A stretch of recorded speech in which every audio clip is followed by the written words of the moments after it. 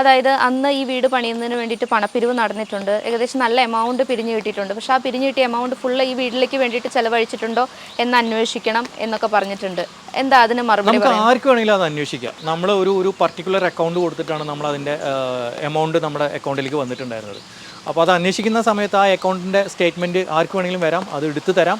പിന്നെ നമ്മൾ സാധനം വാങ്ങിച്ച മെറ്റീരിയൽസ് കംപ്ലീറ്റ്, പ്രത്യേകിച്ച് നമ്മൾ ഇങ്ങനത്തെ കാര്യങ്ങൾ ചെയ്യുമ്പോൾ നമ്മൾ അതിൻ്റെ കണക്കുകൾ കൃത്യമായിട്ട് കീപ്പ് ചെയ്യണം. എന്ന് വെച്ചാൽ എന്തെങ്കിലും ഒരു ദിവസം ഈ ചോദ്യം വരാൻ സാധ്യതയുണ്ട്. അതിന് വേണ്ടി ഒരു 500 രൂപ തന്ന ആൾ വന്നിട്ട് ചോദിക്കുകയാണ് എൻ്റെ അടുത്ത്, ഫിറോസ് എനിക്ക് അതിൻ്റെ കണക്കുകൾ വേണമെന്ന് പറഞ്ഞാൽ ഞാനത് കൊടുക്കാൻ ബാധ്യസ്ഥനാണ്. അല്ലാതെ നിങ്ങൾ 500 അല്ലേ തന്നുള്ളൂ, കണക്ക് തരാൻ പറ്റില്ല എന്ന് പറയും. ഇനിവെന്തോ പൈസ തരാത്ത ഒരാൾ വന്നാൽ ഒരു കോമൺ പേഴ്സൺ, തേർഡ് പേഴ്സൺ വന്ന് ചോദിച്ചു കഴിഞ്ഞാലും അതിൻ്റെ കണക്കുകൾ കാണിക്കുക എന്നുള്ളത് എൻ്റെ ഉത്തരവാദിത്തമാണ്. തീർച്ചയായിട്ടും നമ്മളതിൽ ബാങ്ക് സ്റ്റേറ്റ്മെൻറ്റ് ഉണ്ട്, അതേപോലെ തന്നെ നമ്മൾ അതിന് മെറ്റീരിയൽ വാങ്ങിച്ച എക്സ്പെൻസ് എല്ലാ കാര്യങ്ങളും ഉണ്ട്. ഏകദേശം എത്ര രൂപയായി ആ വീട് പണിതെടുക്കുന്നതിന് വേണ്ടിയിട്ടെന്ന് പറയാൻ പറ്റുമോ? നമുക്ക് ഏകദേശം അതിനകത്ത് മെയിൻ പ്രോബ്ലം എന്ന് പറഞ്ഞു കഴിഞ്ഞാൽ, ഇപ്പോൾ എൻ്റെ ടൈൽസ് ഷോപ്പിൽ നിന്ന് ഞാൻ ടൈൽസ് ഫ്രീ ആയിട്ട് അങ്ങോട്ട് കൊടുത്തിട്ടുണ്ട്. സാനിറ്ററി ഫിറ്റിങ്സ് നമ്മുടെ ഷോപ്പിൽ നിന്നാണ് കൊടുത്തത്. അതിൻ്റെ ബാത്ത് ഫിറ്റിങ്സ്, ടാപ്പുകളെല്ലാം നമ്മൾ ഫ്രീ, വാഷ് ബേസ് ഇതെല്ലാം എൻ്റെ ഷോപ്പിൽ നിന്ന് ഫ്രീ ആയിട്ട് കൊടുത്തത്.